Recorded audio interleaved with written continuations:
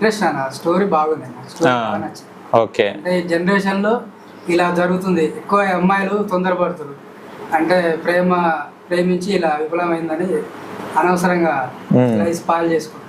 దానికోసం ఈ స్టోరీ చూస్తే వాళ్ళు కొంచెం మారాలని ఉద్దేశం. ఓకే.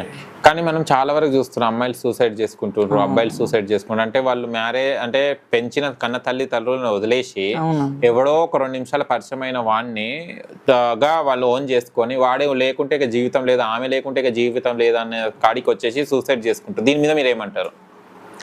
అంటే అన్న, ఇప్పుడు ఒక అబ్బాయి కానీ ఒక అమ్మాయి కానీ అన్న సిన్సియర్గా లవ్ చేసుకుంటున్నారు.